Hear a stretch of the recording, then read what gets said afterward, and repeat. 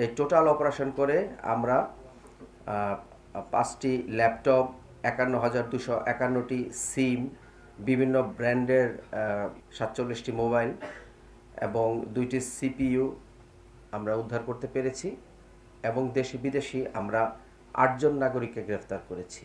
আপনারা লক্ষ্য করেছেন যে ইদানিং বিভিন্ন ধরনের group, Telegram group, WhatsApp group, বিভিন্ন গ্রুপের মাধ্যমে জব প্রতারণা, স্বল্প মূল্যে শেয়ার বিক্রয় এবং বিভিন্ন ধরনের পণ্য বিক্রয় অথবা ঘরে বসে কাজ করুন, এই ধরনের বিভিন্ন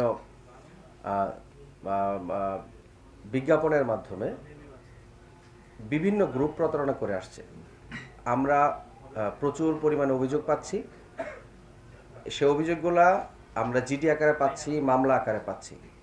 প্রথমে আমরা এই অভিযোগগুলার কিছুটা সমাধান দিতে পেরেছি, দিয়েছিও, কিন্তু আমরা ক্রমেই দেখলাম যে এই ধরনের অভিযোগ প্রচুর পরিমাণে বেড়ে যাচ্ছে। একদম সমাজের সকল স্তরের লোকজন প্রতারিত হচ্ছে।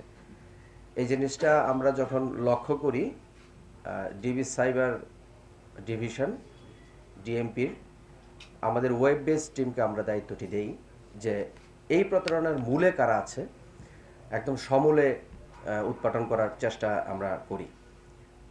এখানে বিভিন্ন ধরনের লেয়ার আছে, first layer, second layer, third layer. সব লেয়ারগুলো আমরা পার হতে হতে আমরা এই প্রতারণার একদম মোটামুটি মূল পর্যায়ে যেতে পারি। সেখানে দেশি বিদেশি একটি চক্র কাজ করছে। এই অভিযানে আমরা বিগত 1 সপ্তাহ ধরে আমরা সাঁড়াশি অভিযান পরিচালনা করি ঢাকার বিভিন্ন থানায়, বিভিন্ন এলাকায়। সেখান থেকে আমরা কোনো একটি বাসা থেকেই পাওয়া গেছে 51,000 সিম। বাংলাদেশে ব্যবহৃত বিভিন্ন মোবাইল কোম্পানির সিম 51,000। টোটাল আমরা 51,251টি সিম উদ্ধার করি।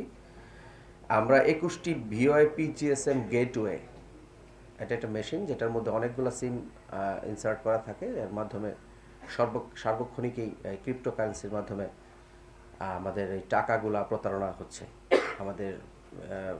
আমাদের সাধারণ মানুষ এই এই এই মেশিনটির মাধ্যমেই আসলে প্রতারিত হচ্ছে।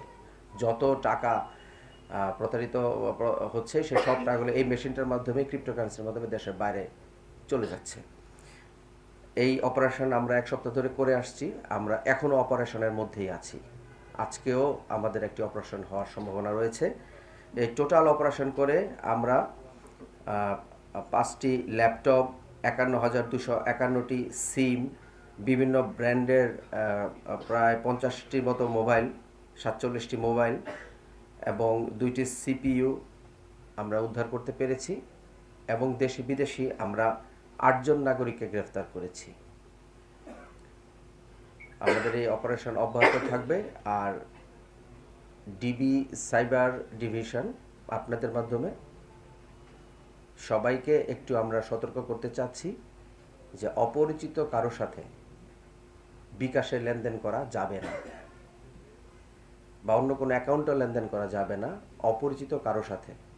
এমনকি প্রলোভন দেখে কারো অ্যাকাউন্ট ব্যবহার করেও এই প্রতারক চক্র বিভিন্নভাবে তাদের প্রতারণার কাজ চালিয়ে যাচ্ছে।